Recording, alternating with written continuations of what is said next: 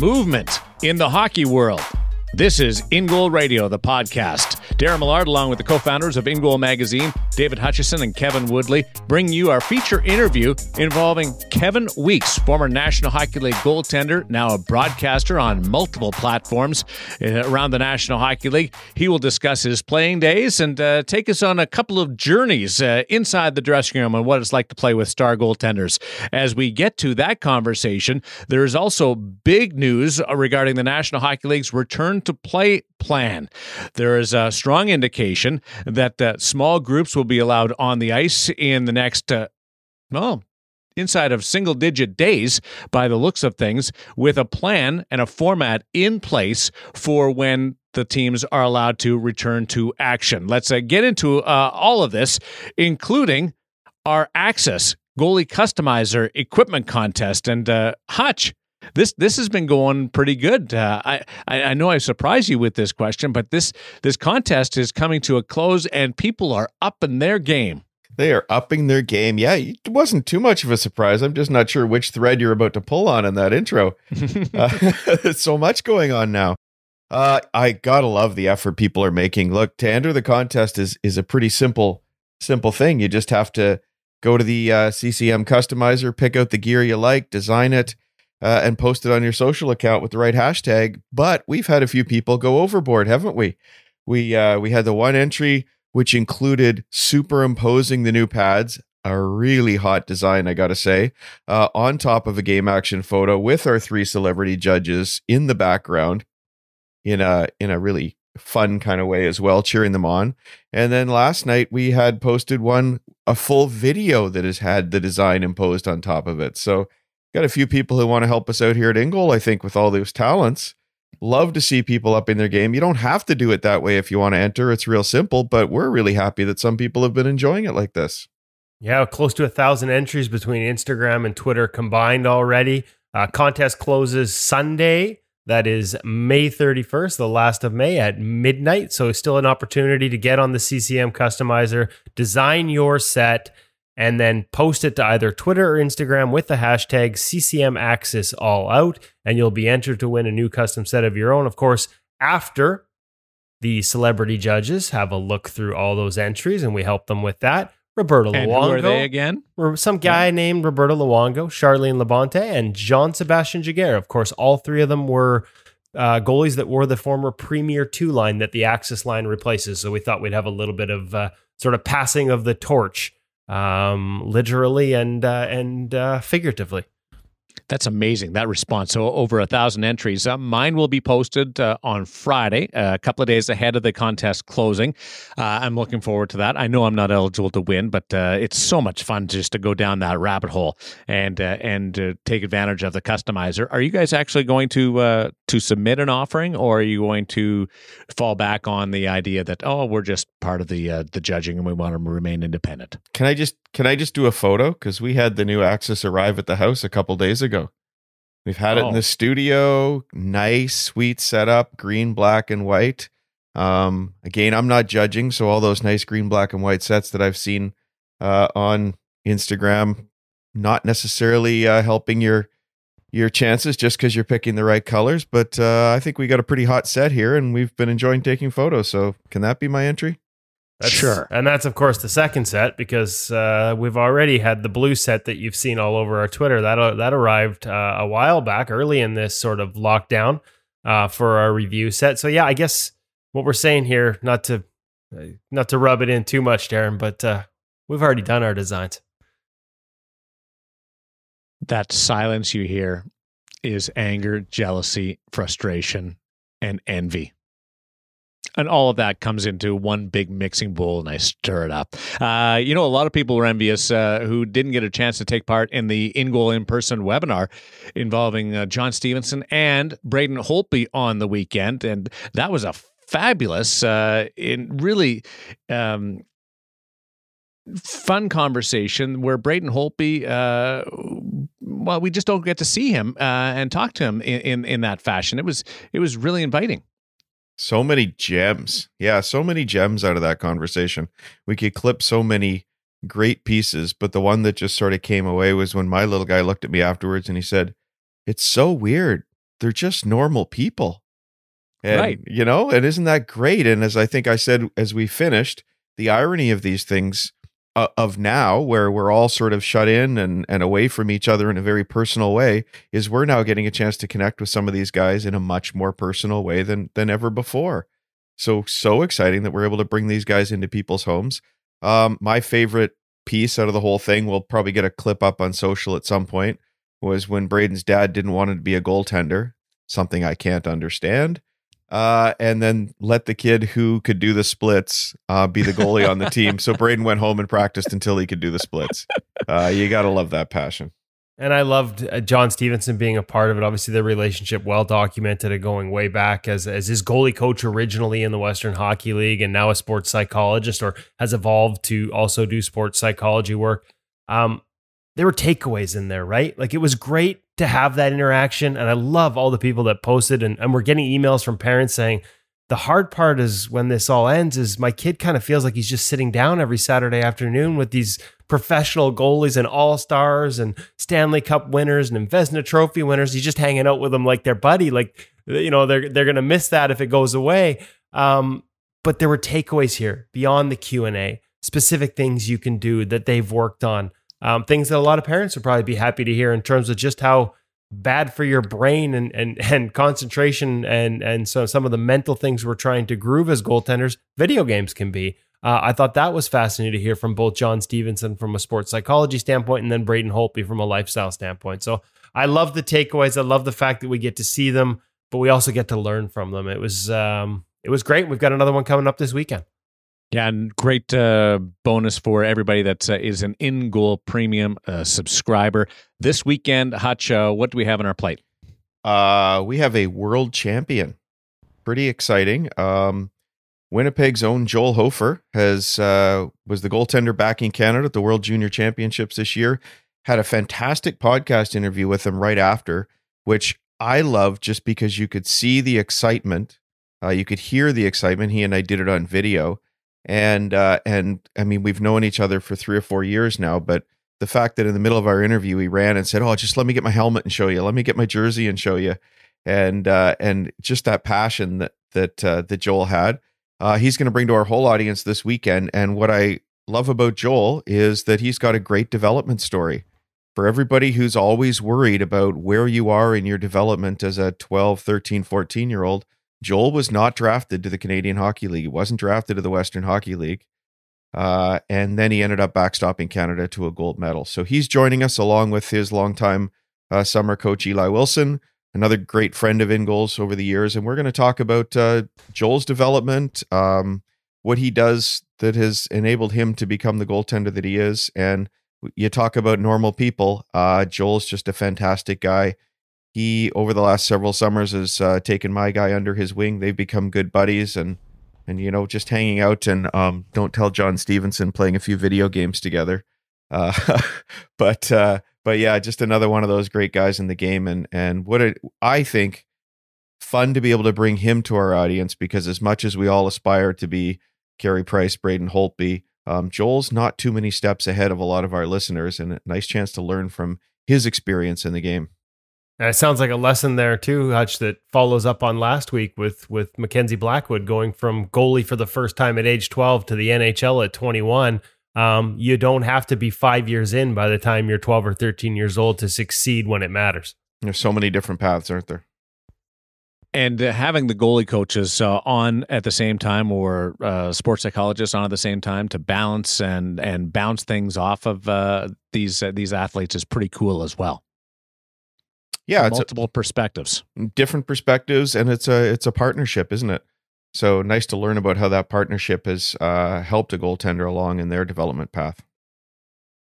That is coming up this weekend. Time and date. Saturday. That is the 30th of May, and it is at 1 p.m. Pacific or 4 p.m. Eastern. I know we've bounced back and forth between noon and 1, but 1 o'clock this weekend. And Woody, you mentioned getting notes from people about all sorts of different things around these. And I got one this week from somebody who hadn't seen our notice that went out to members yet. And he just said, "What do we got on Saturday? I plan my weekends around these things. I need to know what's happening Saturday." So I hope a lot of other people will plan their weekend around this hour. It's going to be a great one. That's awesome. What a run it has been for In Goal in person, and those webinars that are really such a benefit to goaltenders, parents, coaches, goalie coaches, as well as just mentors. And it's awesome. And that's for In Goal Premium subscribers. There is some news regarding the return to play plan for the National Hockey League, and it sounds like at some point we may lose our weekend access to some of these top players, because Gary Bettman announcing that the 24-team return to play format has been agreed to by both the league and the National Hockey League Players Association. There is phase 2 of that plan, which hasn't gone into place yet, but is designed around small groups, 6 players maximum on the ice, and then rotating through with each organization at their training facility. But there's in the big return to play memo that was sent out, Woody, you noticed that there was some fine print and some attention to goaltending and specific to coaches, because coaches won't be, and managers won't be allowed on the ice with these small groups. In phase 2, there's a small window here, though. Yeah, there is some interesting language in phase 2, and the first one was that goaltenders would be allowed to stay out on the ice longer than players, and I thought that was interesting. I know there were some goaltenders that knee-jerk reaction was, oh crap, we're going to be targets, and they're just going to, because obviously if you have up to 28 players, and groups of 6, you're talking, minimum 5 groups. You got 2 or 3 goalies on a team, like, geez, are they going to have to stay out there for all these groups and just basically serve as glorified targets? I don't think that's the case. We've seen where you have to stay within your group. So I think that's why you actually see the rules about unlimited goaltenders. You could see teams bring in, well beyond 1, 2, 3 on the depth chart to make sure there is a goalie, a target for each of those small groups wherever possible, without having to have a goaltender jump from group to group, which is kind of forbidden. And that means the intention of giving them the extra ice time was to give them the opportunity to work with their goalie coach, their it's easy for me to say, position-specific coaches. The only catch there is, as you said, Darren, team coaches aren't allowed on the ice during phase 2. So that brings us to the other sort of extra part of this, which is independent coaches, just for goalies, will be allowed on the ice. In other words, to me, and I've reached out to a number of people, and there was a little bit of confusion or uncertainty, I should say, in terms of what this is about.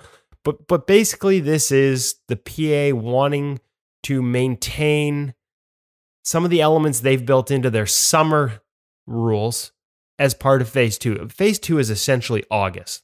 Like, if we were to equate it to a regular off season, this is August. This is when guys go out, they work with their independent goalie coaches on their own.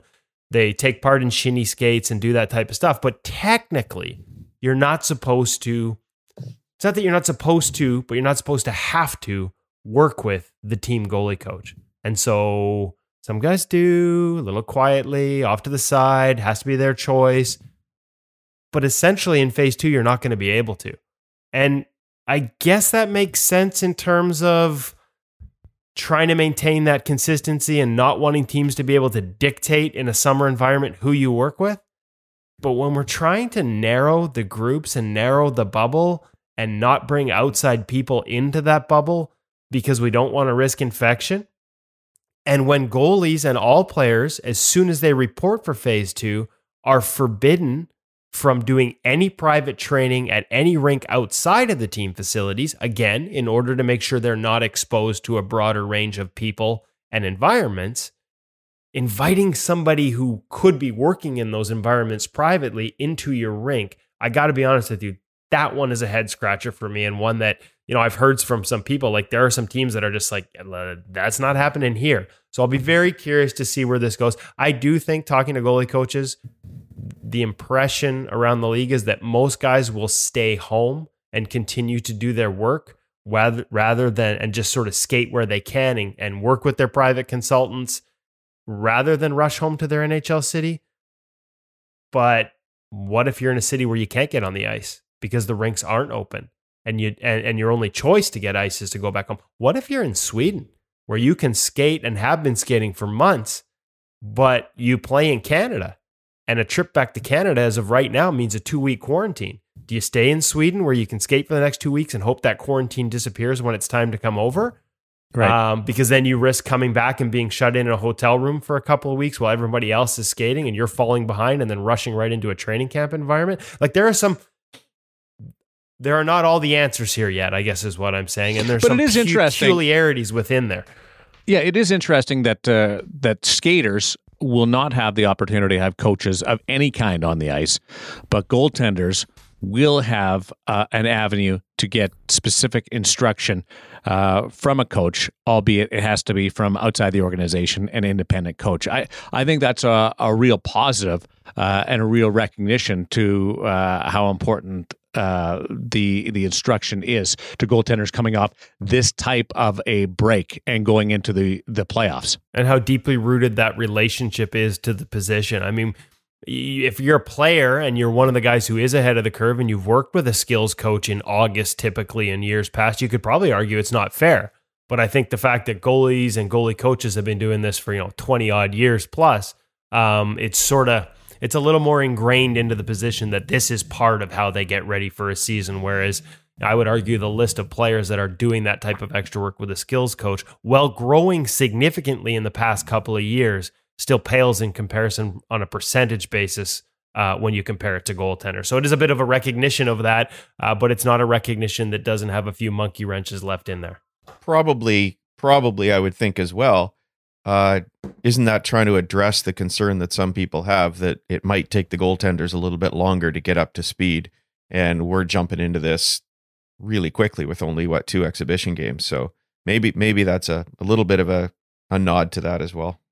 I will say this: there's going to be some real lobbying on behalf of some goaltenders to their independent goalie coaches, and it'll be interesting to see who gets pulled in which direction, because the goalie coaches won't be able to bounce around to different cities on a whim. Well, and let's be honest, guys.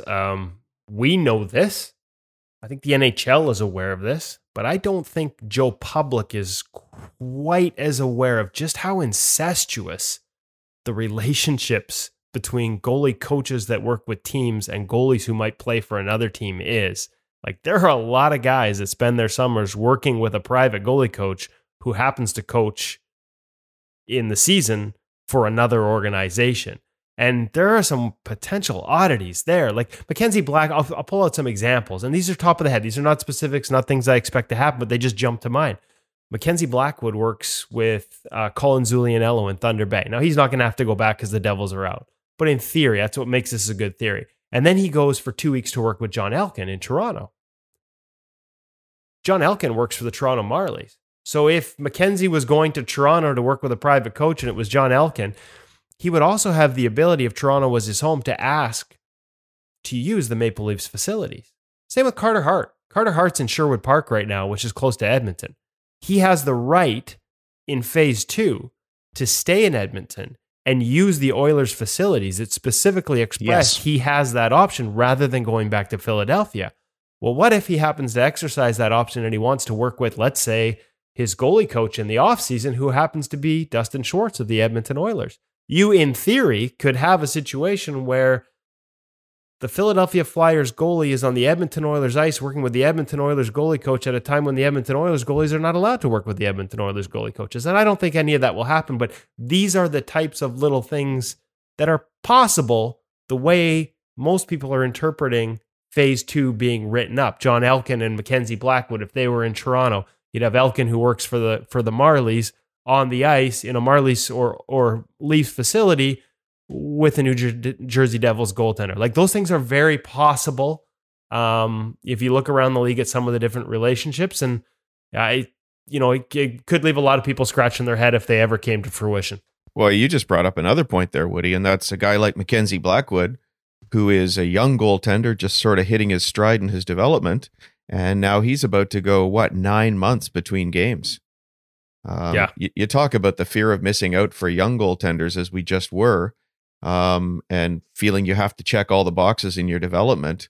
Can you imagine telling somebody at age 12 or 13 you have to go 9 months between games? I think their parents would lose it. And now we're telling NHL professionals that they've got to go 9 months between games. What's that going to look like? Well, hey, and the goalies that are in that situation might not want to listen to this interview we've got coming up with Kevin Weeks, because if you talk to him, his career was just finding its groove when we headed to the 04-05 lockout. He didn't go overseas and play, and he just felt like he never recovered, missing a full year of not being on the ice playing games. Now, that was different because some guys played and some guys didn't. But that's not different. That's not different because some guys are playing and some guys won't. Yeah, but I do think they are playing. I guess you had the option, the option to play if. In Weeks' case, you had the option to go. Yeah. Although there were some pressures that he talks about in the interview. I do think you're right, Hutch, because the 24 teams that are in, they are going to get to play. But I don't think the reality is within a couple weeks, 16 of them are going to be gone. Right, like they're the teams. 8 of those teams are going to be in a similar boat to Mackenzie Blackwood. They'll have a 2-week camp. And then they're going to play a best-of-5 series, and then they're gone. So they too are looking at the potential of 6 months. Not as long as Blackwood for sure, and not. It's not. I guess at the end of the day, it's not ideal, but it's a really good question. How do these guys not lose anything being away from game action for so long at such a crucial stage of their development?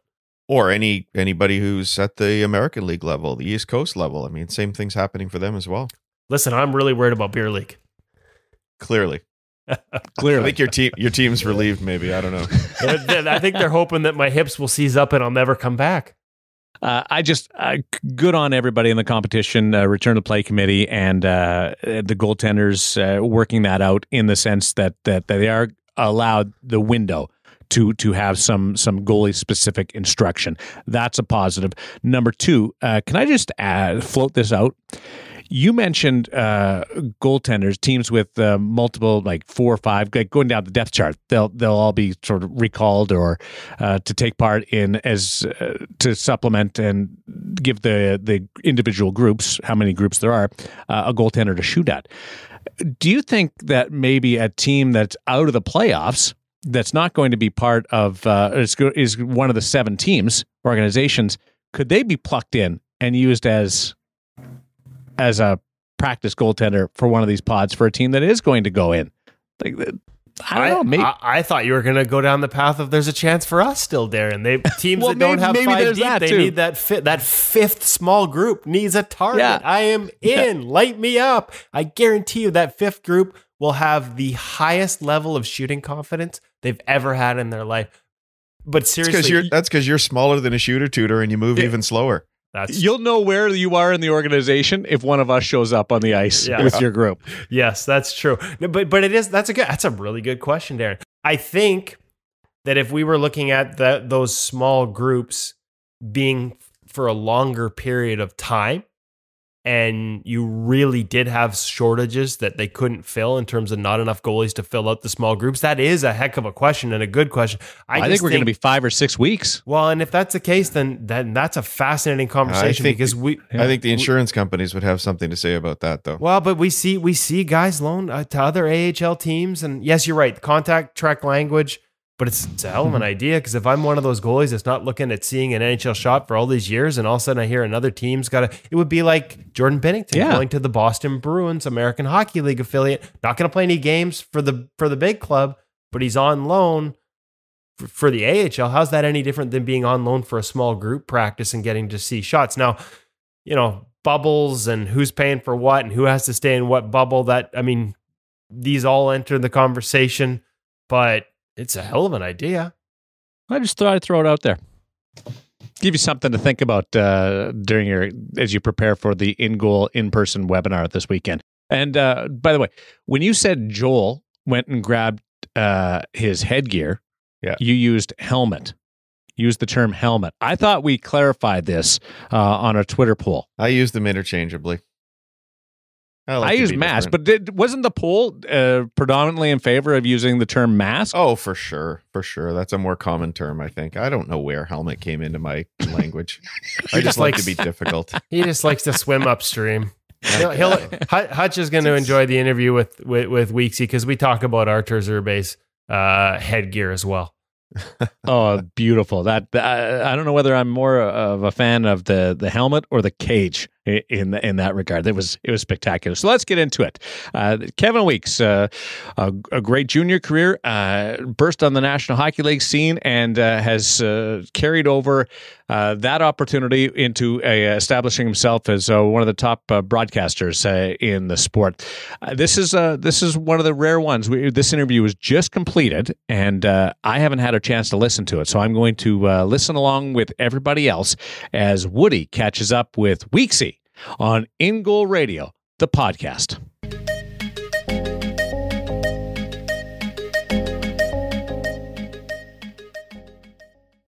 All right, Kevin, we got to start with the news of the day, I guess week now. How exciting is this to have the announcement that we're looking? And I know there are still I's to be dotted, T's to be crossed, and a lot of virus issues that could affect it. But just to sort of be ramping up for the return of hockey, I know you've been, on calls with media internationally since this happened. Where's the excitement level after sort of having to sit around for so long waiting for this next step? Yeah, I'm pumped. I'm super pumped, man. We had we were live in the studio here in the NHL Network here in Jersey, just outside New York, and we carried Commissioner's press conference. And then we had Commissioner on as a guest after, and I've been in touch with him and Deputy Commissioner Bill Daly and a lot of the players, I should say, coaches, team owners, you name it, agents, a lot of different stakeholders around the game. So, and that was prior to the announcement. Post announcement, everybody's pumped up. Guys are excited, and some guys have some concerns, health wise.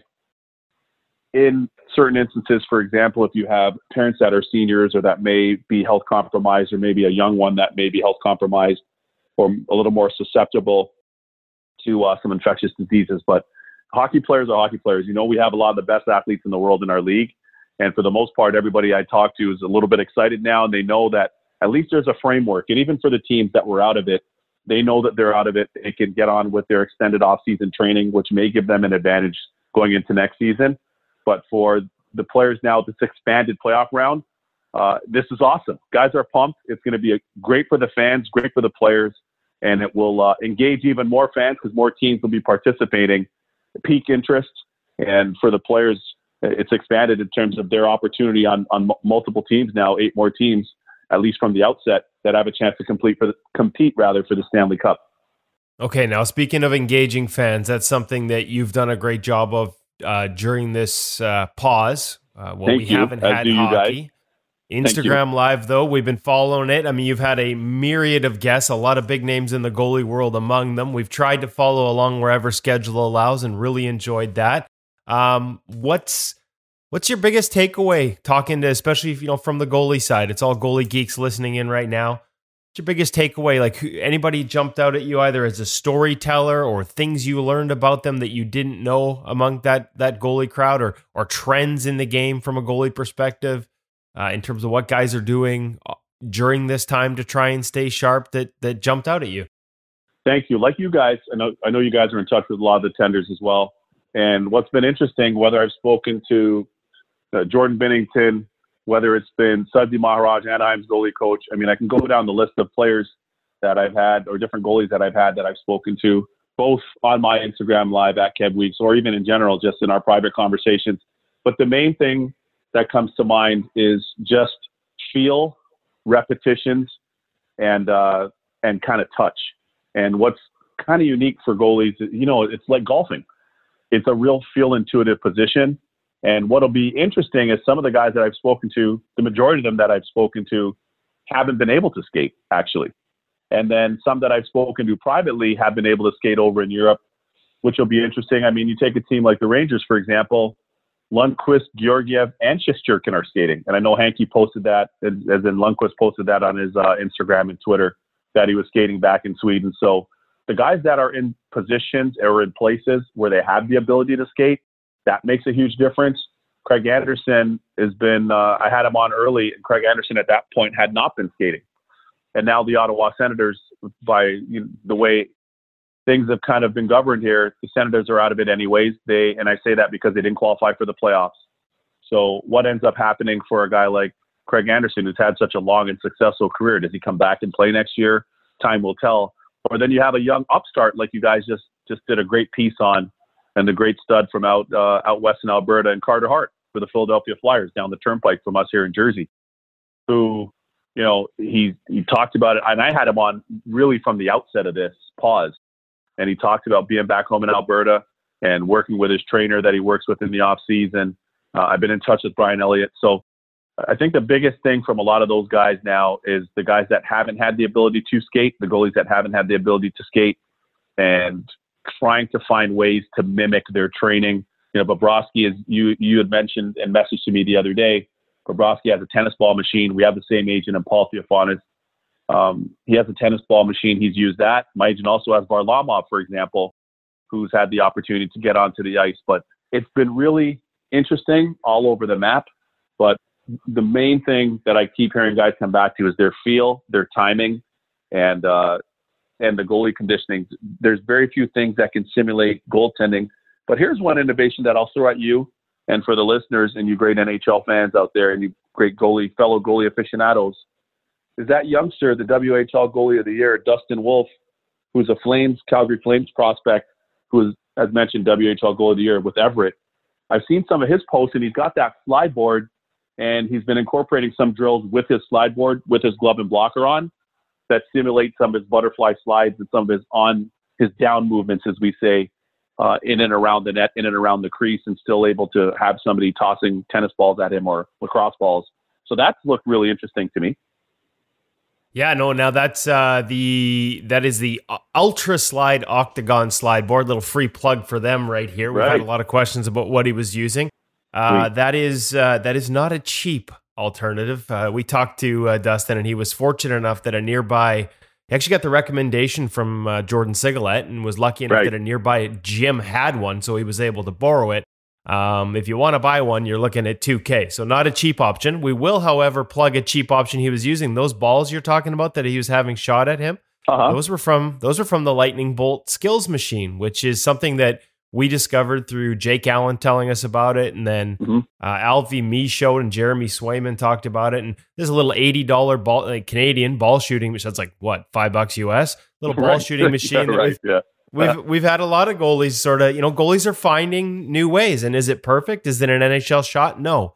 But is it a sort of portable, reasonably priced alternative to let you work the hands? Yeah. So it has been fascinating to watch that, Kevin, how guys have found ways that, maybe, again, not perfect, not ideal, but this isn't an ideal situation. So what can we do to get better? Whether it's Wolf with the slide board and the ball machine, or Carter Hart, a guy who has regularly looked for sort of mental, and hand-eye coordination and those types of things to get better.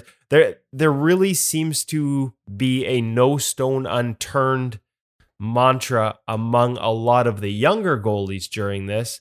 I'm wondering who you think has the advantage coming back. Those guys who have been trying to find everything to sort of do what they can do, or some of the older guys who, this is like a regular offseason to them, and they can go away. A Carey Price, a Braden Holtby we had on, can go away and take time off and come back and feel like, hey, this is how I do my summer all the time. I'm going to be just fine. Like, where does the confidence value of knowing that this almost feels like a summer for them, and they can walk away from the game and not have to chase every little edge? I think because those guys have had such a huge body of work in terms of games played, and then also international responsibilities for Team Canada at different levels. A lot of their seasons have been really compressed over the years, plus playoff runs, especially for Braden Holtby, and then winning the Stanley Cup, multiple playoff rounds for Carey Price and Team Canada commitments as well. The World Cup of Hockey, which I worked for ESPN, doing color for both of those guys, got to see them up close. All-Star game commitments as well that I worked, got to see them up close. So all that to say, it's been a heavy workload for those guys over the years. Now, the good part about that is the fact that they do have that feel because of those repetitions that they've had over the years. They do have that intuitive feel, and they have that also combine that with experience.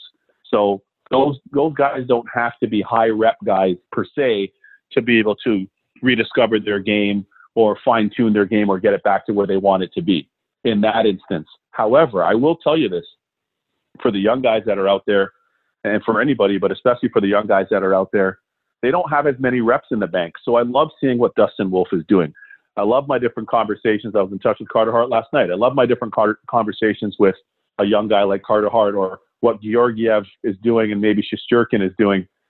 Some of those younger guys, because they don't have the volume of games, the volume of practices, the volume of exposure and experience, when you put that all together, it makes sense that a lot of those guys are continuing to push. But here's one thing I'll tell you, Kev, and for the listeners that's interesting, is, I came off my platform year in Carolina, which was my personal best season in the league. I played 66 games. I think I had 6 shutouts and a 9-12, and we finished way out of the playoffs. So for me, that was my platform year, which then, and that was 03-04, which then led to the work stoppage in 04-05. And I was skating with Sudsy that off season going into what we thought was going to be the season. Then a lockout happened. The work stoppage happened. From that point, Sudsy and I were skating 2 days a week, 3 days a week in Toronto at the time. And then when the season was canceled, I stopped skating, whatever that would have been, February or March, and then resumed skating, call it late June or July with him. But in getting back, for me, my game was never able to reestablish my game at that level. It wasn't the same. And we had this rock star by the name of Henrik Lundqvist, who was coming in, who was then 22 years old or 23, coming out of Sweden. And I remember hearing from Mike Johnson, who we work with at the NHL Network. He also does TSN back home in Canada. And I remember Johnny saying, "We see this guy's really, he's really, really good. Like, he played against Jose Theodore in Sweden. He beat Jose. Frölunda won the Swedish Elite League. This guy's really, really good." And when we got to training camp in New York, after the second or third day, I remember calling home. I'll never forget. I was driving down the West Side Highway, going to my condo in New York at the time. And I called home and I was talking to my dad. I'm like, "This guy's incredible. They say this guy's going to back up. There's no way. It's not going to be, not even going to be close." And I was the quote unquote number one guy to start the season, played fairly well, decently well. And Hank ended up coming in. The rest is history. And New York has arguably their best goalie that they've ever seen, and a future Hall of Famer. So all that to say, that's kind of how that impacted me. So it impacts guys in different ways. At that time, I want to say I was 27, 28 at that time. But nonetheless, it had a big impact on me. So I'm curious to see how this impacts the guys. I think the younger guys, as Henrik was a younger guy at that point, I think that they have an advantage. But for the older guys that are superstars, like Carey and like Holt Beast, I think those guys will be fine. Do you have any, do you wish you'd gone and played? Great question. I don't know if you remember, season, Kev, the work stoppage? Yeah, I don't know if you remember, but so many of us were afraid to go and play. Right. Because we didn't know what the repercussions were going to be. We didn't want to get de facto blackballed, right? And, not necessarily from our players union ranks, but moreover from, league officials, team general managers, team coaches, "Oh, these guys are going over to Europe. What do these guys think?" That kind of thing. So if you're a superstar like Jumbo Joe Thornton or Jose, Jose was just off of being league MVP in 2002 when we played against him in the playoffs that year, 2002. He was only a year removed from being the league MVP. So for some of those guys that went over and played, especially star and or superstar status, that they wouldn't have been impacted. But for the rest of us, rank and file players, and the majority of the NHLPA membership, a lot of us were apprehensive about going over, not because we didn't want the experience, not because we didn't want the games. Even Brad Richards and Vinny LeCavalier that I played with in Tampa, those guys were superstars. So they went and, they played in Akbars, and Freddie Brathwaite was over in Akbars, if you remember. But it was an interesting time. A lot of us had a lot of trepidation about going over. Even once the season was canceled, we still had trepidation about going over because we didn't know what any potential repercussions could have been. Yeah, I to be honest, I kind of forgot about that aspect of it. Now, I wanted to get to Lundqvist later on, but you kind of opened the door there. To me, one of the most fascinating parts of how quickly he jumped on the scene was that he didn't necessarily play in the NHL the way he did during that great performance he had over in the Swedish, at the time, what was called the Swedish Elite League, now the SHL. with Frölunda. I remember talking to him in those early days about how he said he was an outside-in goaltender, take your ice early and retreat. And obviously under Benny Allaire's tutelage, that's not the guy we've gotten to know in the National Hockey League, the guy who's dominated the National Hockey League since arriving. Sure. What jumped out at you the most then? Was it just the raw skill, or did you watch that evolution firsthand? Did you have a front row seat for Henrik Lundqvist transforming to a style under Benoit Allaire that has allowed him to have this success and so quickly? It was remarkable to me that he made that change that quickly. It was a lightning bolt, and he made that change, which speaks to his aptitude, his confidence in his skills themselves. And his aptitude, his mental aptitude, and I say that his hockey IQ, his hockey sense. You put those things together, man, because Benny was trying to impress that upon him. And in terms of being a little bit more patient, as Benny says, being more of an inside-out guy or a mid-inside guy, as opposed to being an outside-in guy. And I love the outside-in because I love the flow. In fact, Ryan Miller of the Ducks, great goalie that he is, Millsy, I had him on the show the other day, and him and I talked about that very thing, and that outside in and playing with flow. And Jose Theodore, especially at his height, did that flawlessly. He was a great goalie in his own right too. He did that flawlessly, both him and Ryan Miller. And I felt myself like I was more in the flow of the game when I played that way from outside in. I can meet the play, I can read the play, and then flow with the play, as opposed to being stagnant and then going from A to B, or being a little bit more patient and stagnant and pushing out if there is an opportunity versus not, being a little more conservative overall. So Hank, literally, Kev, when you asked me that question, he assimilated that into his game seamlessly. And again, that shows that he was open-minded. It shows the trust that he had in Benny, of course. Benny and Francois, I think both of them should be Hall of Famers. Benoit Allaire and Francois Allaire are the two brothers and goalie legends in our community. But in saying that, Henrik, right from the outset, he started doing it. Like, it wasn't even a question. I didn't even know he played differently. That's how good and how seamless that transition was for him, as you outlined. And what made him so unique, gosh, how much time do we have? It's how much time you have. We got lots. his competitiveness, the way he competed on pucks, his willingness to practice breakaways. No, the only goalie I know that loved practicing breakaways was the great Dominic Hasek. I mean, I'd never played with a guy that loved practicing. But Archer Zerbe to some extent too. Archie loved them, but for the most part, guys didn't want to practice breakaways. I was fine in doing them. I was cool doing them, but I didn't practice them all the time. Henrik wanted them all the time. Let's go. Let's go. Let's go. Line them up. Line them up. Let's go. Line them up. Let's go. Line them up. Let's go. And it's like he was a gunslinger in the Wild Wild West. He's like, let's go. Pull out my two pistols, and I'm going. Let's roll. And, I mean, the level of conviction that he had and belief in his game, belief in his skills, the competitiveness that I just talked about, highlighted by the wanting to do breakaways, not shying away from that, big enough to handle New York, big enough, wide enough shoulders to handle New York, not awed by Madison Square Garden in the world's most famous arena. And everything wasn't perfect. There were some things, and he had to learn some things, as we all do as we go along the way, and become a little bit more patient with some of his teammates and stuff, which he'll tell you that I helped him with. But that to say, this guy was a superstar right out of the gate. And if I'm going to really geek out goalie-wise, I've never seen anybody stand in their skates like him before him. And what I mean by that is he had a wide stance with a wide butterfly. And if you were looking in behind him, his skates, he wasn't like traditional in terms of being on his inside edge, say like Ed Belfour, and the way we conventionally kind of learned here in North America.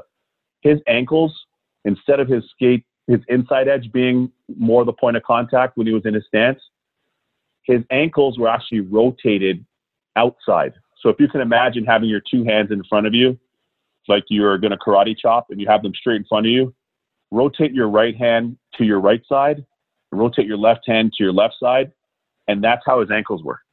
I'd never seen anything like that before. And yet still, he was still able to get great pushes, because conventionally, it'd be more of an inside edge or inside the toe, as opposed to your ankles rotated outward and be able to push and move both on your feet and, more importantly, down on your knees. His down game. So that's things probably were interesting. I was going to say, it's probably what enabled him to maintain that power in those pushes from such a low, wide stance. And obviously he narrowed it over the years and has talked about that, getting a little more upright. Mm-hmm. But that was in an era where skates still had cowlings, right? Like you couldn't get that attack angle that they can these days. And yet he was still able to play low and wide and generate that power from it. It's remarkable. Totally. Hey, listen, the passion comes through in everything you do, the passion for the position. After Lundqvist, you played behind Brodeur, and I wanted to go there. But I wanted to ask you, whether it's the Instagram lives, when you're on the air, doing the demonstrations at NHL Network. I love that, by the way. Thank you. Passion always comes through, but I want to know where it started, Weeksy. Where did you fall in love? Was it the game first or the position first? And what drew you to goaltending? You know what? I'll say this, and I had this conversation with the great Donovan Bailey that a lot of you would know, 3-time world champion, 2-time Olympic gold in Atlanta '96, and the one-time fastest man on the planet, second fastest man that ever lived, next to Usain Bolt, as he says. Here's my thing. I was very fortunate, as Donovan kind of echoed the same thing. I'm fortunate to have great parents and I come from a great home and, a very close sister. And, my parents and extended family members, some of my aunts and my uncles, some of my cousins, when they immigrated to Canada, I got to know what work ethic was. And I learned that from my mom and dad because both my parents worked. And they both worked full time. And my mom worked at Blue Cross for 35 years. My dad worked at Lower Seacourt, as you know, back home, which has ended up being purchased by Nestle. And he worked at the plant for 32 or whatever years it was. So every day I'd get up and see my parents work. No excuses. They go to work. They did everything they could for us. They moved to a new country in Canada at the time, and just wanted to make things great. They left a great island in Barbados and a great country in its own right, but they wanted to live the North American dream, and they always instilled in us work, work, work. It's about work ethic, hard work. And a lot of people don't know this about me, but my dad worked on Applewitz Plantation back in Barbados, and he was the overseer of a plantation. And what was weird, that plantation also had a record factory in the back of it. That's where my dad developed his love of music. But he was the overseer on a plantation, ironically, on his own island. So if that doesn't really help shape somebody working on a plantation on his own island, and he didn't want to come because my mom came to Canada before him. And then she went back, they got married, and they came back together. But he didn't want to come to Canada. He didn't really want to, emigrate, so to speak. So seeing their work ethic, that really shaped me. And I started watching my older cousin and the guys in the neighborhood. I'm born in 75. My older cousin's 68. He's born in, and some guys, were born in like 65. So they would have been 10 years older than me. And I started hanging around these guys behind our old building when we lived downtown in Toronto. And I was the ball chaser when they were playing street hockey. That was it. I was 4 or 5 years old. I was a ball chaser. That's it. You want to hang out, chase the ball. Okay, the ball goes in the bushes, go get the ball. That type thing. And from there, and I know you guys have a lot of these in Vancouver, the laneways that are in Van, right? A lot of the laneways in the neighborhoods. So we had a lot of those laneways, and one was literally right behind our building. And there was a perpendicular street that we played in, or we played in the laneway. So I would watch them play. And the one goalie that was always in the net constantly, his name was Lambros. That was his last name. And they called him Lambros. They called him by his last name. And his family moved to Canada from Greece. And then they moved back to Greece from Canada. And when he left, because they always had one rotating goalie, but Lambros was like the stalwart guy. And when he left, they're like, yo, if you want to hang, you've got to go in the net. And that's exactly where I wanted to be. Because anytime watching Hockey Night in Canada and, growing up, and whether it was Bunny LaRock, whoever it was that had cool Michael Luyut's mask, some of the iconic masks, Murray Bannerman in Chicago, Ben Panger, who ironically I work with now, some on the NHL Network. You're starting to see those goalies had those iconic masks, the Eagle, Eddie Belfour. And from that point, I'm like, that's where I'm going. So quickly, Kev, I started playing street hockey with them. There was a park down the street from our house called Hillcrest Park.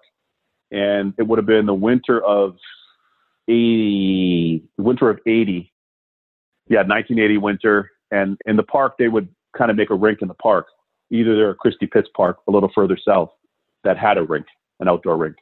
And I'd go on the rink with my Cougar winter boots. I don't know if you remember Cougar boots. And for those of you that are old enough, I had Cougar winter boots, and I'd go on the ice with those.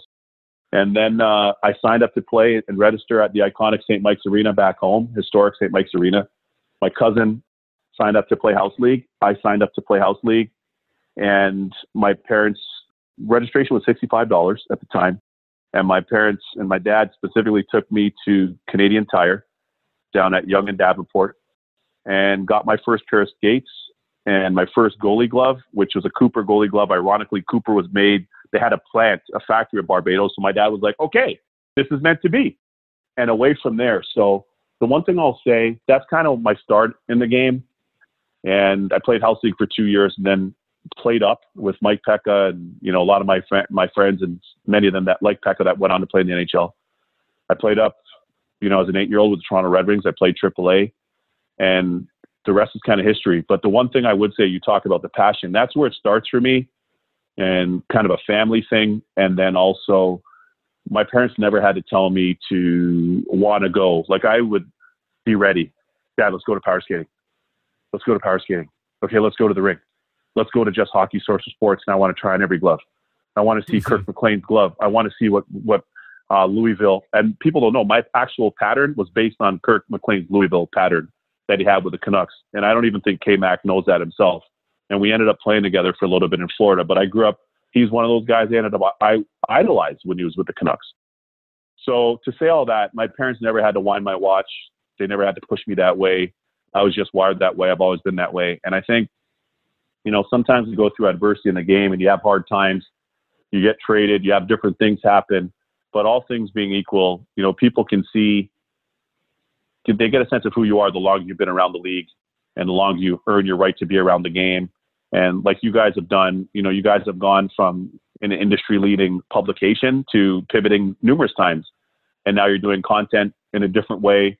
And people see that you always find a way to get it done. And you guys always find a way to deliver a quality product. So that's become synonymous with you guys. And I think that passion and work ethic for me now in my second career of broadcasting, which I treat the same way I did playing. So I really think that that's essential for anybody, just as it is for you guys. You have the same thing.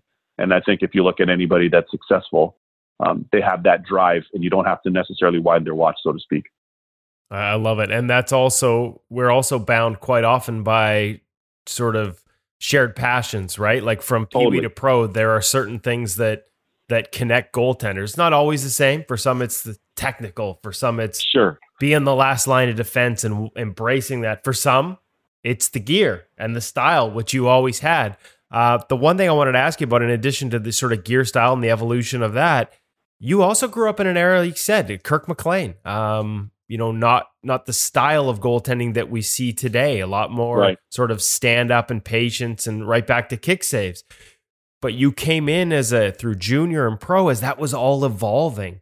Who were some of the big influences that you had early on? Obviously, I know about Benoit Allaire with the Rangers and some of the influences later on. But what about growing up? Like as a guy who was a big fan of that old school style, and the game started to transition more to not so much butterfly as a style, but more a save selection, and then what I think of as butterfly movement mechanics, the ability to sort of have a down game. Like where were you in that transition, and who were some of the big influences? I know about Sudsy as well, but who are some of the other guys, especially early? Yeah, great question. So here's what's crazy. So I just talked about growing up and going to Just Hockey Source of Sports, which is still there in Toronto now. It was the best hockey shop on the planet for years, still one of the top stores. And I would go in there and literally try, as I told you, try on every glove. And I would smell the leather. That's why I use that term. I would smell the leather. I would feel Cooper GM21 through the years, right? And then you start going up and DNR. Okay, then John Brown. Then so-and-so uses John Brown. Okay, now Vaughn's on the scene. Oh my gosh, these Vaughns are sweet. Okay, Heaton's on the scene. Oh my gosh, his 1850 feels amazing in my hand. That type thing. Sticks, pads. The gear did draw me, just to kind of expand upon that. But as far as goalies specifically, I loved watching Billy Ranford, who you guys just had on. There's so many times we'd be playing or we'd be practicing, and I'd be like, Ranford, what's the save, go Ranford? That type thing. Or what a glove save by Fuhrer. What a glove. We would. And I would be saying this in practice and or street hockey or mini sticks or whatever it is. And it was interesting because it's like I was affirming this aloud, you know, and then, of course, the great Patrick Waugh. Those guys are greats in their own right, of course, and a Hall of Famer in Jersey. And then Ed Belfour came along, who had kind of a lower stance at that time, as you remember, when he first came in. And, I mean, butterfly persona and personified, I should say. Then it started to evolve. I loved Mike Richter because he looked like he was Jack in the Box. He was so hyper explosive. He was so fun to watch. Marty came on the scene and he became a stud right away, although he was there with Chris Terreri, with T-Bone. He was fun to watch. Kirk was like elegant. Like, to me, Kirk, and for you Canuck fans, when I watched Kirk play and when I played with Kirk, which is wild, because Kirk McLean's mom, what you don't know, is we went on a field trip when I was 13 to Consumers Gas. And I swear to God, we went on, it was a field trip. We went to Consumers Gas to their corporate offices back in Toronto on Pharmacy and Highway 401. Victoria Park and 401. And I remember being in there and I saw this lady that had this Kirk McLean kind of collage on her desk. And K-Mac doesn't even know this story. And I'm like, oh my God, that's Kirk McLean. Oh my God. And the lady looked over her shoulder and she's like, yeah, that's my son.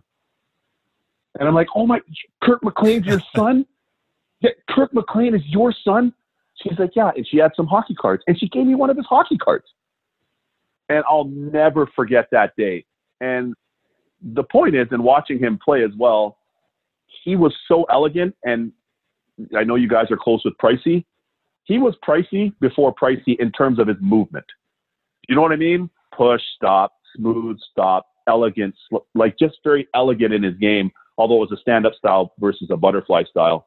But those are some of the guys. Freddie Brathwaite, you know, he's from Barbados too. His parents are like mine. And had the chance to get to know him when I was younger. And we would go to Oshawa when him and Lindros were playing together because it was 15 minutes east of my parents' house, and had the chance to go to Memorial Cup 1990, one of the best Memorial Cup games in history, Oshawa against Kitchener. And Mike Torkey, who was in net for Kitchener, grew up in our old neighborhood, so I knew him. And then Freddie, I hadn't had a chance to meet quite yet, but Freddie ended up coming in halfway through that game, and they won the Mem Cup.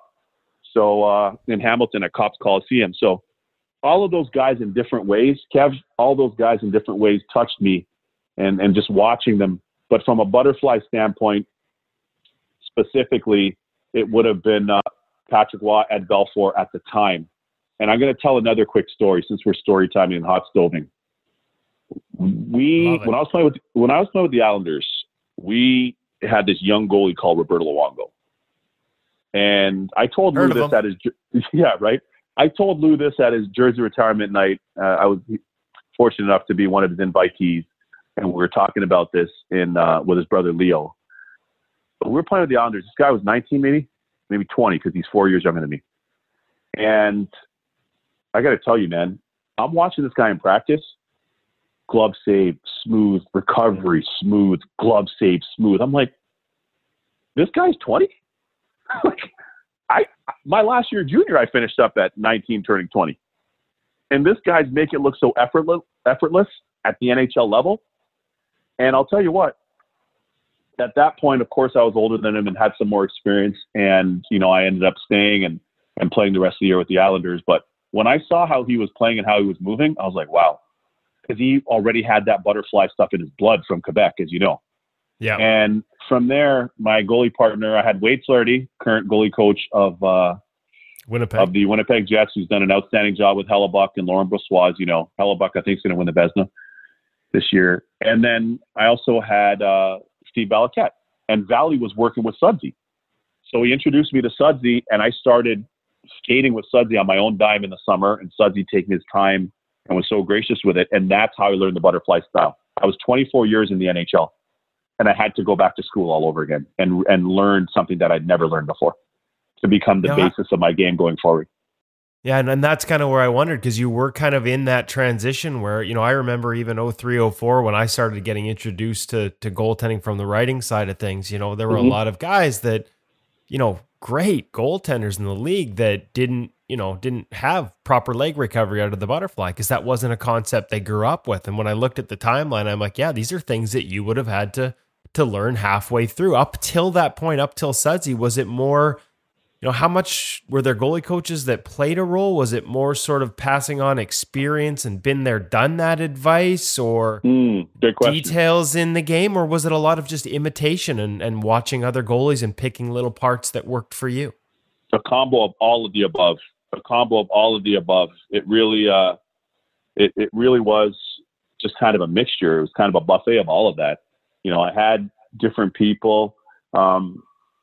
My original minor hockey coach, the late Keith Armstrong, who was a Manitoban from Winnipeg, hardcore, old school, but he was our minor hockey coach, my first 5-6 years in Toronto. And his attention to detail, everything was detailed. We had our own stick bags. We had numbers on our helmets. Guys had to have haircuts. We would wear dress shirt and tie, white shirt, gray slacks, dress shoes. And, sometimes we would wear track pants. Those are the kind of things where those are like lasting impressions on you as well. Billy Smith, the great Billy Smith, was my original goalie coach of the Florida Panthers when I was drafted. And not as much technique, but more mentality from him. If you know Battling Billy Smith, and if not, go watch some of his YouTube clips and you'll get an understanding. And some of the things he used to say to me, when they drafted me and I was playing in Owen Sound with Jamie Storr, who my good friend to this day. And we were one of the rare junior duos that went on to play in the NHL as duos, and then play together in the NHL too in Carolina for a year, which was wild. But those things were kind of impactful. Those are some of the impactful people. And as you pointed out, watching, just learning and being a hyper student of the game. Like, oh my gosh, what's Hasek doing now? Oh my gosh, he's coming out and cutting off guys. Billy Smith was teaching me that when I was playing junior in Owen Sound.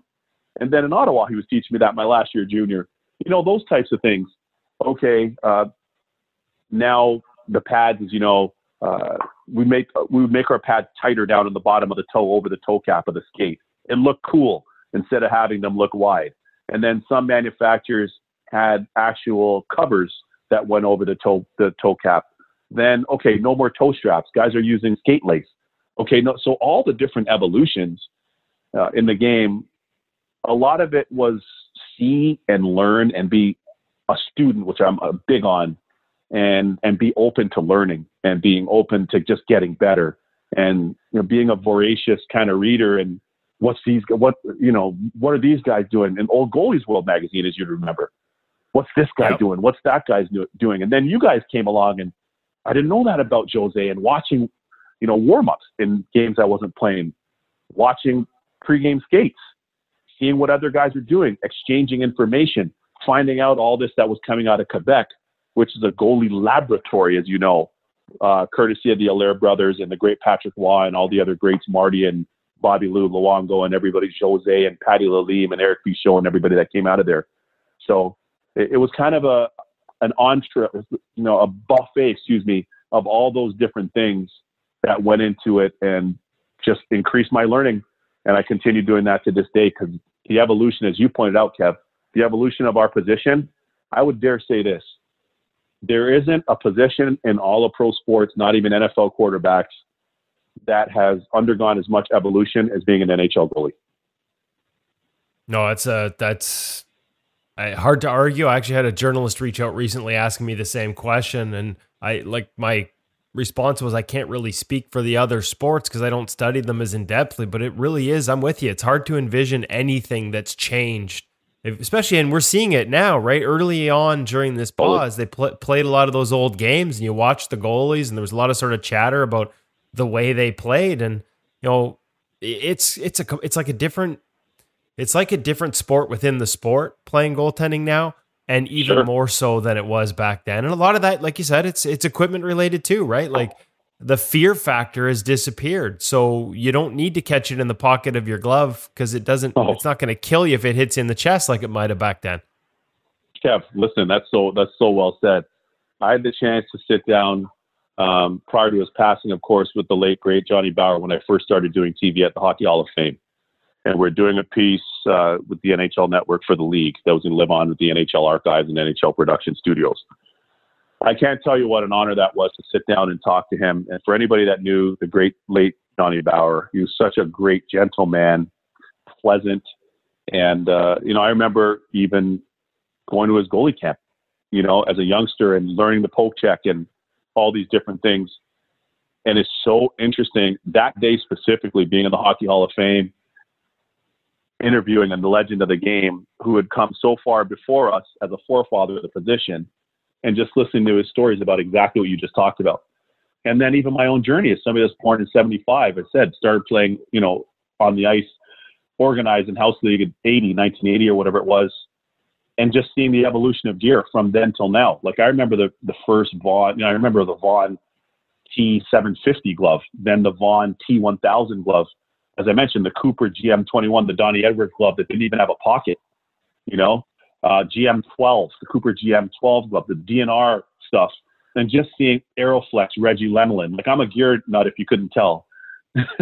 Just a little bit. Hey, those Aeroflex were ahead of their time, no? They were ahead of their time, totally. And then Pete Smith, ends up going to Vaughn and designing the Velocity. And I told you this before, Kev, I was the first NHL goalie to wear the Velocity. And the concept of a landing gear and something for your knee to actually land on and how that facilitated butterfly movement. They went hand in hand. Yeah, it went hand in hand. And, the flat face, if you will, flat front, flat face, and then a more of a structured pad, so to speak, right? More of a one-piece kind of structured pad for the most part. And even if you look at those Velocities that I wore in Tampa in, 2000, 2001, they're very different than the V9s that they just debuted most recently. So it's so interesting to see those evolutions. And for me, literally, I could feel them. Like I can close my eyes and feel the difference from glove to glove, year to year, pads to pads, chest and arm. Once John Brown came out with a one-piece chest and arm, it just, everything took off. But I remember before that, I used to wear a two-piece. And I remember the one year my parents bought me the DNR one-piece. And I was like, oh, man, I was getting stingers off my collarbones. I was a little dental floss skinny kid. I was getting hammered off my collarbones. And finally, then they got me the Vaughn, which was based off the original John Brown one-piece model. But I wore a two-piece model my first 3-4 years playing AAA. And I mean like catcher, like baseball catcher, old school, Ernie Witt baseball catcher, belly pad, and then the Cooper shoulder pad. I wore a two-piece when I first started. So as a kid, that is. But, just through the different evolutions, our gear, it's been really crazy. And I love that you pointed out, they go hand in hand with the way in which the game is played. And that's something that a lot of people, and why I've always been a big advocate for goalies. And I will always, in my TV role, on and off camera, whether I'm talking to owners, GMs, doesn't matter. I do my best to protect the goalies because a lot of people weigh in on goalie gear, on sizing, on fit, on contour, and a lot of people weigh in way too heavily. And I always say this, hey, we could get you some size appropriate gear. And I could talk to, Sycamoose, BC, Shea Weber, and hey, Shea, you know what? I can give you $5,000 to come here and shoot some pucks on this person. Let them see what it's like to take some heaters, some clappers off the collarbone and off the inside of the kneecap and off the fingers and throat. Then they may have a different opinion in terms of weighing in where they don't necessarily have expertise on goalie gear, but at least finally that's all gone quiet for now. So that's I was just going to say, we got to give stick taps to Kay Whitmore because I think he's done a really good job of sort of managing a lot of people, pulling him in the direction you just talked about, people who just want it smaller, but having that understanding himself. And I think he's done a really good job of balancing it. And I think, when you and I watch a game, there are a lot of pucks that do go in now that, sometimes it's under a pad or whatever. And people may not understand that, the pillow underneath the calf was the reason that one slipped through, and little changes that he's made over the year that have made a real difference while still keeping guys safe. So props 100%. To Witt. Absolutely. Hey, shout out to Witt. One evolution that I was disappointed in over the course of your career was the fact that you lost the ability, or once you left junior, you no longer had the ability to wear 00. What's the story behind wanting to wear that number, and how disappointed are you that by the time you got to the show, is Marty Biron the last one to get to wear it? Yeah, I appreciate you asking. Marty Biron, our good buddy, is the last one to wear it. Marty B.I. is the last one to wear it during his call-up, I think 95, 96 with the Sabres from the Quebec League, an emergency call-up. And after that, they had the reason I wore 00 is when I was younger, it was starting to become a popular number when I was a kid. And I mentioned Mike Torchia earlier, who ended up playing a couple games, 5 games, I think, for the Dallas Stars. in his career, and then played pro after that. But I mentioned him been playing for Kitchener in that Memorial Cup in 1990. But Torch used to wear 00 for a while, and then I knew him. They lived down the street from us in the same neighborhood in Toronto at the time, and Torch was a freak, incredible goalie, one of the best glove hands I've ever seen. Overweight, heavy, chubby, round. Some might say on the obese side of the scale, but one of the best goalies that I ever saw growing up. Incredible, nimble, athletic, great catcher in baseball, more athletic than you'd ever think. And he wore 00 for a while. So at that point, I'm like, yo, I love that. That's my digits right there. I'm going to wear those. I'm going to rock 00s. And I wore them, for the most part in minor hockey. And then when I got to the O, I got to wear them. And then when I was in the AHL, I got to wear them. When I was in the IHL, I got to wear it in Fort Wayne. And then my last year in the IHL, I ended up switching to 80 because it was the closest looking number to 00. And I started playing hockey, as I told you, in 1980. And we had an 80 in our first address back home in Toronto as a kid. So it's kind of explains that. Yeah, that kind of, and the NHL implemented that number rule. I couldn't rock it anymore, nor could Marty. So that's kind of the story behind it. Okay, so because numbers did have meaning before, like it's Totally. funny we've seen a disappearance in the number 1, right? Like it used to be. I remember Luongo had the best line ever to me when I asked him, why do you wear number 1? He's like, well, because number 1 says it all.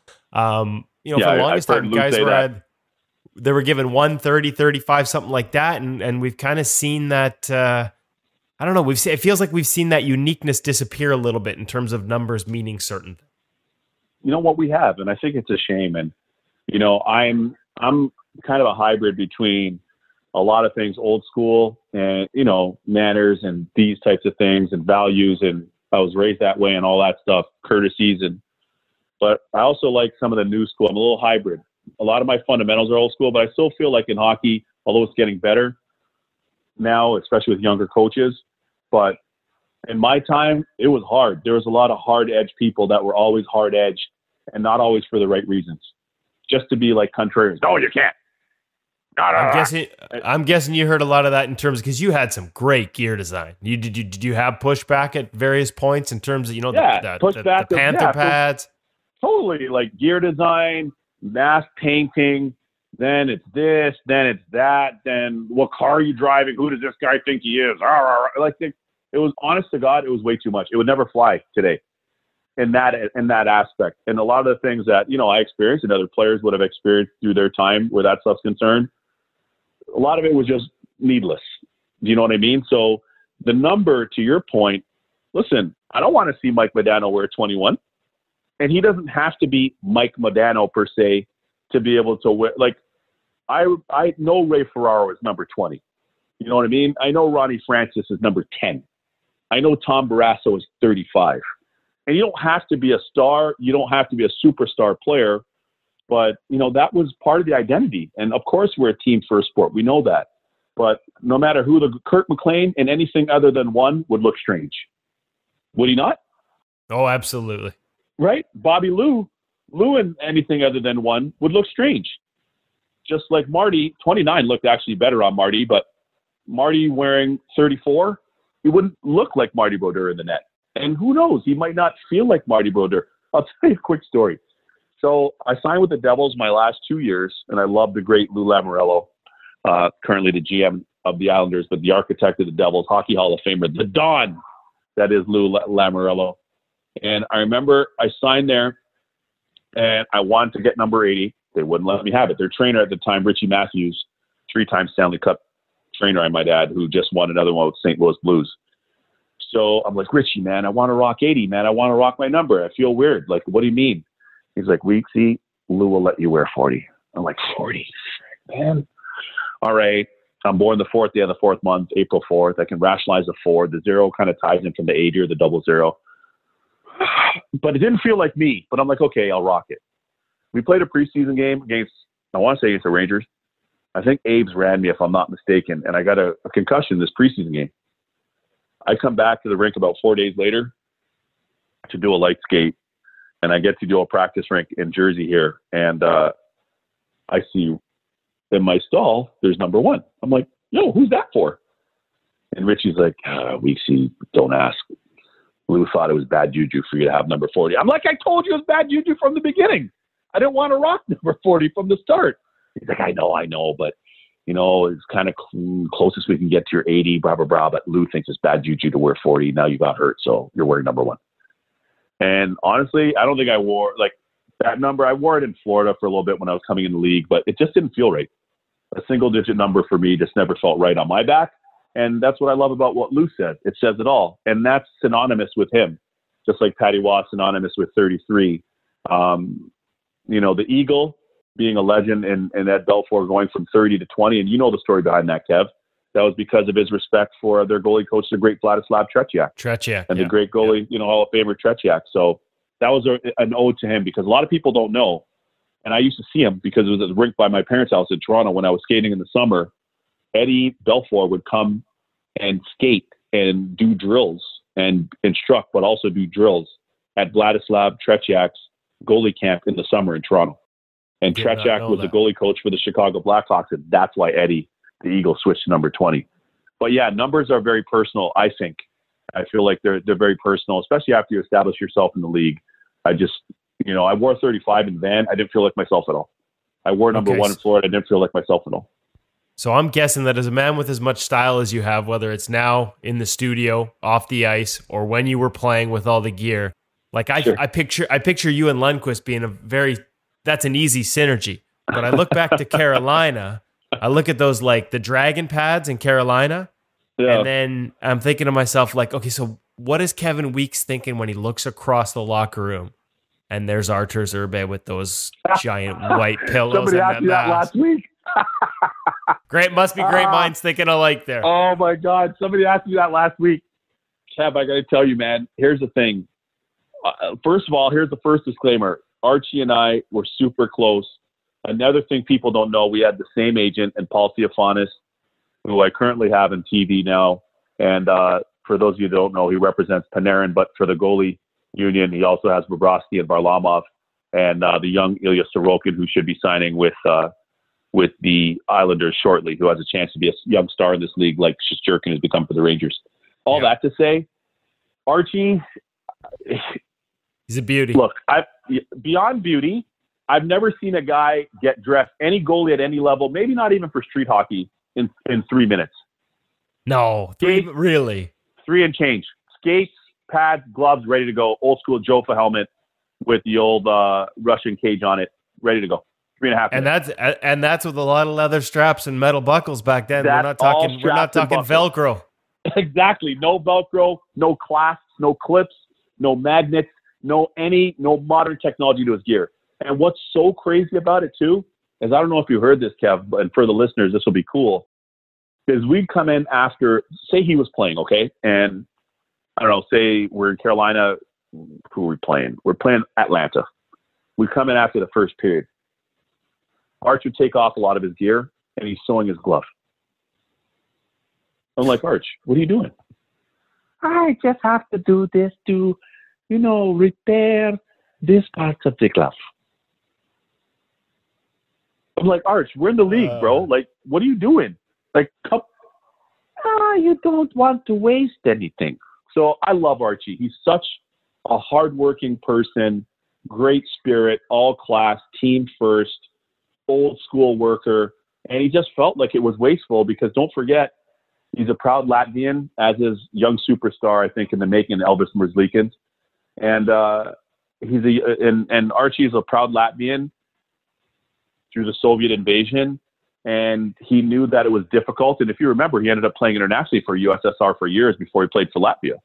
Right. And those are life lessons and life experiences that are hard to forget and that are so impressionable on you. So he felt like he didn't want to waste gear. And that's why he would repair his own gear. And, Carolina, they still have a lot of our same trainers. And Skippy and Bobby Gorman, two of the best in the league that have been around for seemingly 147 years. I know I'm exaggerating, but their longevity speaks to how great they are at their craft. And they would just be like, Arch, whatever you need. Wally Tadimer, they'd be like, yeah, whatever you need, Arch, no problem. So he was very particular about maintaining and sewing his own stuff. And the look, and to your point, the aesthetic of it was all his gear looked street hockey. But he loved that about it. He'd get that little smile going. And whenever my new stuff would show up, I got new Vaughn stuff show up, and guys would be like, oh, Weeksy, those are sick. Or, oh, man, why don't you put more black in those, or too much red in those, whatever. And Archie just had his old school gear, man. He just stayed loyal to that old school Jofa gear. But the moral of the story is there's different ways to do things, and there's room for different opinions. And there's also, always remember, these are the tools of the trade for a lot of you listeners.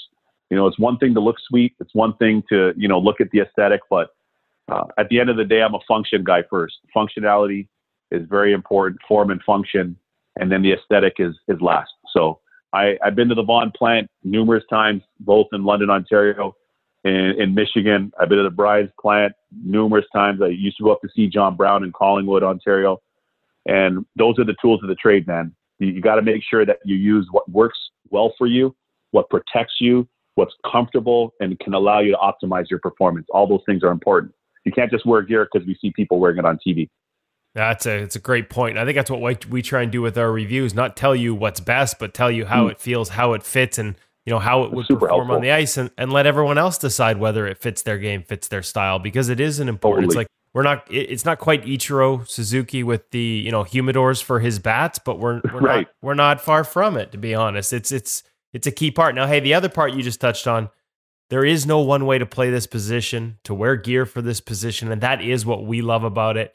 So my last question, because I always got to have a last question. I can't believe how long we've been talking, but it's been enjoyable. I lost track of time. My last one is where you ended with Marty, and we talk about no one way to play this position. You go from Lundqvist to Brodeur. Just talk about some of the lessons playing with a Martin Brodeur, especially coming off of Henrik. Like, from what I can see from Henrik is famous for his intensity and on game days especially. And then there's Marty, who could do a major media interview at 5 o'clock and be stopping pucks at 7. Like, the juxtaposition there in terms of no one way to necessarily do this. What was it like playing behind each guy and the contrast? And how'd you have to learn, as a guy who was there to support as well as compete with, when to stay out of the way and how to get along with two very different personalities, at least on game day? Yeah, no. Okay. I'm laughing and I'm snickering. Okay. Let's start with Marty, right? He's the all-time winningest goalie. So Marty, easy, smiley. Yeah. Okay. Yeah. All right. Yeah, sure. But part of that is Marty's personality. A big part of that. Another part of that was the environment in Jersey, because it was a culture of excellence. And Lou, I tried tallying this up the other day. I think the combined Stanley Cup rings for the general managers I played for is at 14. And Lou won 3 of them. And Lou's been in Stanley Cup final 5 times as the architect of the Devils. And as I mentioned, he's now with the Islanders. The reason why I tell you that is every detail. And I'm a detail person, so I love that. Everything. Literally from in the new arena at the Prudential Center, which isn't as new anymore, but at the time when we moved in there, having the Devil logo on the urinals, on the top of the urinals, like by the hand flusher, that top circle. So you see the logo, like that level of hyper detail. So that worked really well for Marty. And the reason why I say that, and the Devils, of course, and for all of us, but for him as the face of the franchise for as long as he was there, because it allowed him to be at ease. And he was an at ease person. So that meshed with his personality, right? And the fact that Lou had everything done to the detail, the great players that were there, the great role players that had outstanding careers like Johnny Madden, Jay Pandolfo, Sergei Brelin, some of the unsung guys that did some of the unsavory work there in different roles and penalty kill and defensive shutdown guys, etc. So for Marty, and then the fact that Lou wasn't playing head games with him and he knew he was going to be in the net.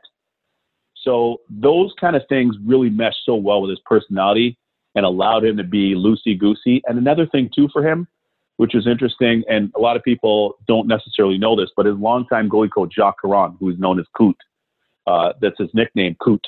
And Jacques Caron was great for Marty. And he would come down and he would have these affirmations after periods. Marty, 1 shot at a time. Next shot, next save. Don't forget your 5-minute segments. Play the game in 5-minute segments. You don't have to play the whole game at one time. Play 5 minutes at a time, reset, look up at the clock, 5 minutes, reset, look up at the clock, break the game down into mini games. Like all these little things, but he was he was so comforting for Marty and their relationship that they had with each other.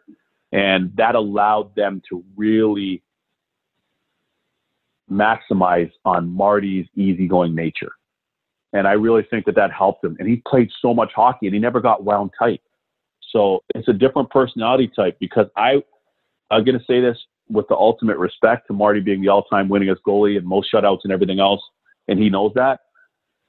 But I was able to take from Marty what Marty did in playing. I was able to take that and now apply that to doing TV. And I'm going to tell you why I say that. After being an NHL goalie and playing in the league for a long time and being in different roles, from a one guy to a prospect to the supposed young guy to a real number one guy to a backup to a 1B, and playing all those different roles outside of all-star and superstar, it kind of liberated me a lot. And playing with Marty at the end, not while I played with him, but after, I was like, if this guy's this chill, I'm going to be this chill.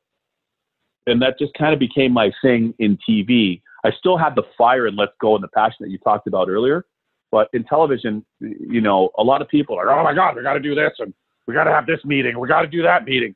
We got to be here. Then we got to be there 4 hours early to look at the paint on the wall. Don't we have to? I'm like, guys, just turn the camera on.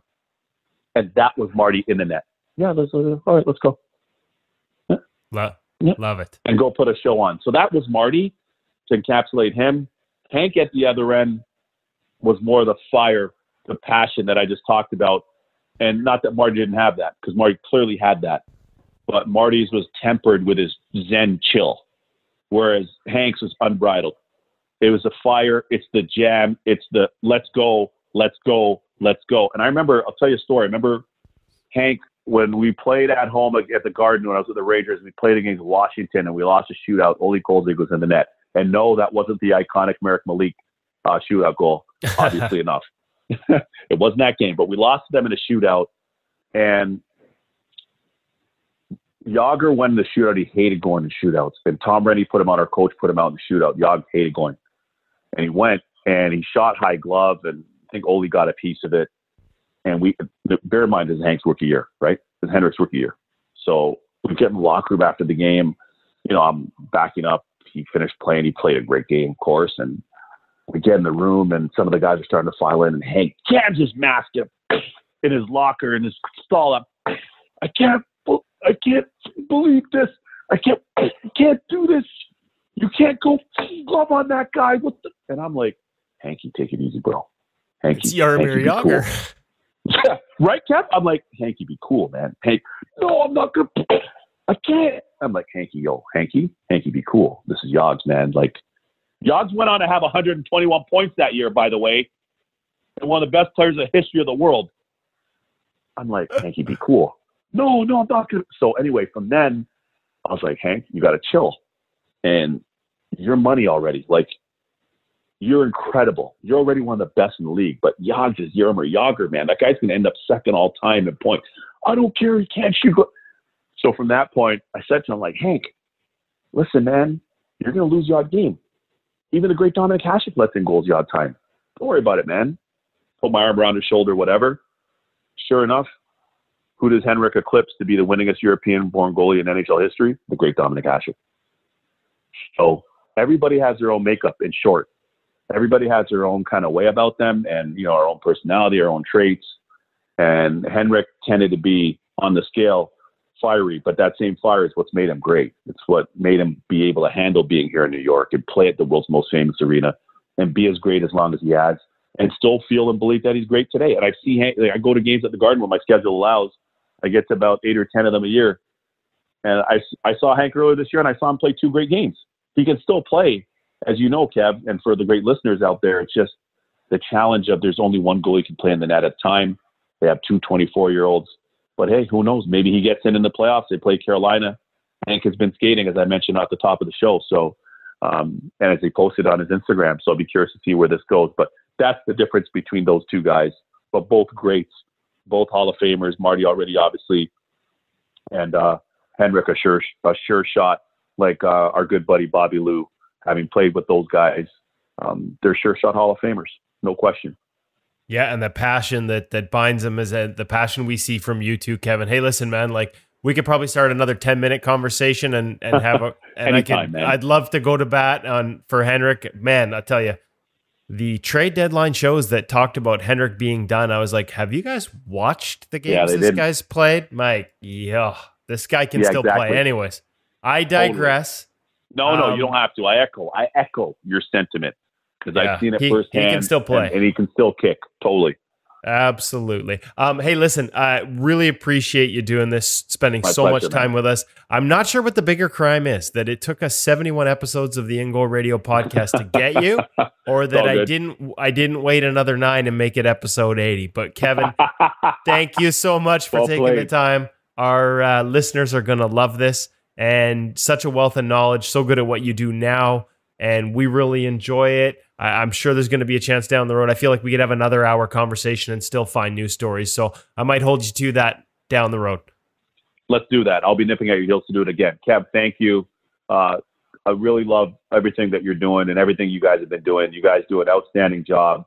It's industry leading, and it's a great resource for, the pros to weekend warriors, who I'm a big advocate of, and all the, the young aspiring girls and boys that play the position in minor hockey around the world, and for coaches and for hockey fans in general, in addition to the stuff that you do for us over at NHL.com as well. So keep up the great work. I'm going to end on this too. Thanks to all the frontline workers and the essential service workers right now. And you're always the MVPs, and I always shout out the men and women in the Allied Armed Forces as well. Without you, there's no us. Stay hockey strong, stay COVID strong together as a hockey family as we continue to battle this, and look forward to seeing the NHL back on the ice not too soon. And make sure you check me out on my Instagram Live at Kev Weeks.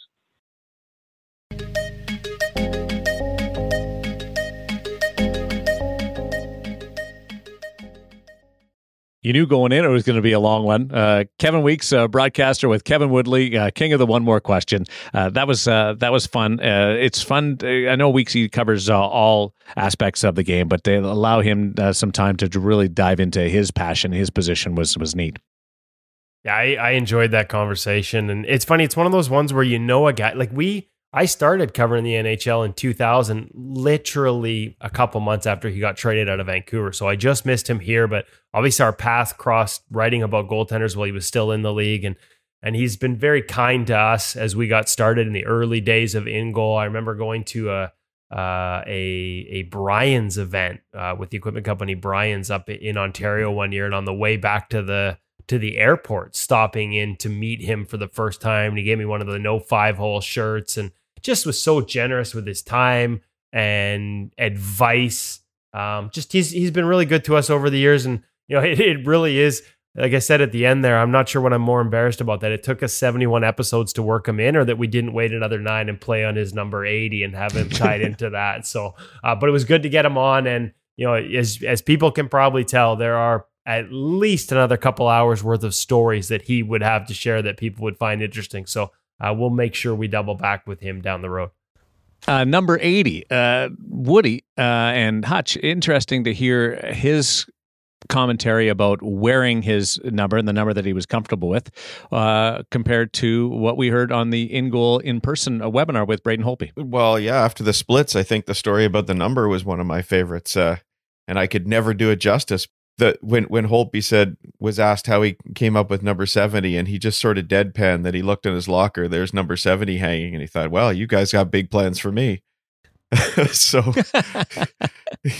it's that was so what a contrast that is. And funny, Kevin, you mentioned getting the no 5-hole gear from him, because quite by accident I happened to be wearing the no 5-hole t-shirt you brought back from that meeting for me. So quality gear holding up after all these years. Kevin was really good to me. In fact, even before I met Woody, I did the first couple of interviews that I ever had when we started In Goal up, and when he was still playing in the National Hockey League. That was a real thrill for me as a young guy starting this out. So really thankful for the relationship with Weeksy over the years. Rarity, he's one of the few people that's done the circuit in the New York area. All 3 teams for the Devils. All 3 teams, yeah. Thank you. My brain was not. I had to think about that. You're right. I thought you covered it up well. You say rarity. Anybody else? I don't know. Healy played for the Islanders and the Rangers. The Rangers, not the Devils. No, so I don't. He might be the only one. Might be. Trivia question. Let us know in the comments if we've forgotten. Yeah. But my favorite part is not just coming up with that little factoid, but Woody's reaction. I wish it's very peacockish where you see a peacock just poke his head up and look around and like, what? Huh? Where's Mallard going with that one? Finally, it's not my facial expressions getting hammered. Exactly. But the number thing was cool, and this Lundqvist Brodeur comparison. I mean, what a treat to be able to share a tandem with Brodeur and Henrik Lundqvist. Wow. Yeah, and I love the story early on. I mean, we kind of double back on Lundqvist and Brodeur towards the end of his career at the end of the interview, but early on talking about Lundqvist coming over out of the lockout and really almost like snapping his fingers, completely changing who he was as a goaltender, to the point where Kevin even said it there. He didn't realize at the time, like he just thought this was Henrik, the Henrik we see now, or at least, an early evolution of it in terms of that inside out, play a little deeper, maybe not as deep as he does now, but sort of 3/4 depth or middle of the crease.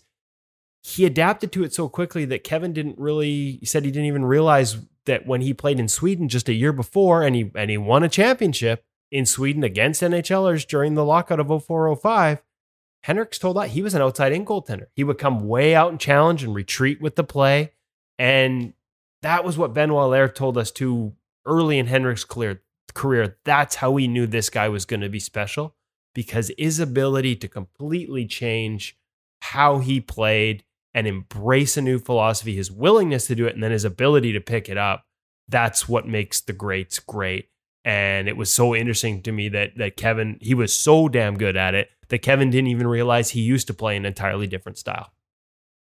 Brodeur, same thing, like in the sense that he was so old school and then adapted and threw in some different coverage options into his game. But I mean, the approach by the two is just to be able to be a fly in the wall when watch those two. Night and privilege. Day. And Kevin got into that. So and like he said,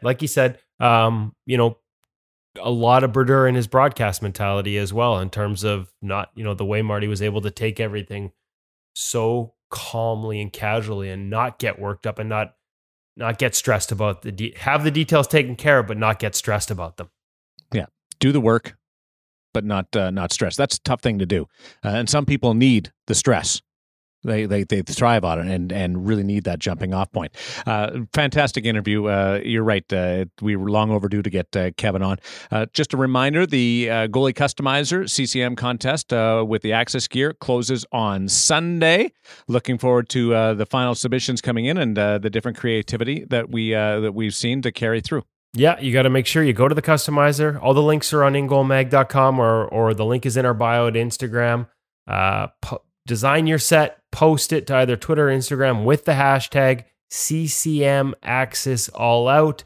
Do it by Sunday night at midnight, because at that point you are all out, as in all out of time and luck, to enter this contest. We got about 5 days set aside to go through what is currently over 1,000 entries with our celebrity judges, Charlene Labonte, 4-time Olympic gold medal winner, Roberto Luongo, and Jean-Sebastien Giguère. Really looking forward to that process, if not the volume that goes into it. Make sure you get your entry in time. Probably the most common question we're getting through messages: can I enter more than once? Short answer is absolutely. Post as many sets as you want. Just be aware that if you're lucky enough to be the winner, that's the set you're getting. Yeah, so if you go real bold, Darren, when you design your entry, well, like you said, you're not qualified to win. But if you decide to go crazy with the purples and just like, like you're at a tie-dye. Yeah, or you're at a 4-year-old birthday party with the splatter paint. Yeah. That may look sharp and it may attract our judges, but you got to wear that on the ice, because the winning set that's chosen is the one that gets designed. You don't get to backtrack to one of your earlier entries. So that's something I've thrown into the DMs that we've gotten as a caveat. We want it to pop, but you got to be willing to wear it. Thanks for the clarification. I'm going to just to rethink what I was going to put forward, because I did have a slightly, let's say, a brave approach that was on the agenda. In goal, in person, coming up this weekend. Hutch, we have just one final reminder on what we have in store. Absolutely. Details at ingoalmag.com. You can register there for the webinar. You have to register because we've got limited spots. World Junior Champion Joel Holfer and his summer coach Eli Wilson will be joining us and answering questions about goaltending development. Two fantastic guys. I look forward to it. And this is what you call an Easter egg. I'm planting this in here. Maybe we'll get something out of Joel that rivals the type of information that Braden Holtby offered up, in the fact that he takes a little guitar on the road with him on road trips. So put a little hashtag guitar if you've listened to the very end of this, and I'll see just how many people are listening right to the very end. You guys are familiar with Easter eggs, right? And these kind of things. Those are the things you hunt on Easter morning, right? Yes, exactly. So hashtag guitar. Maybe we'll see what happens in goal in person with Eli and Joel. Looking forward to it. Thanks to Kevin Weeks for our feature interview this week, and thanks to Kevin and Hutch for the great conversation, especially around what we're going to see in Phase 2 of the NHL's return to play plan regarding goaltenders. I'm Darren Millard. Thanks for listening. We'll chat with you again on In Goal Radio, the podcast.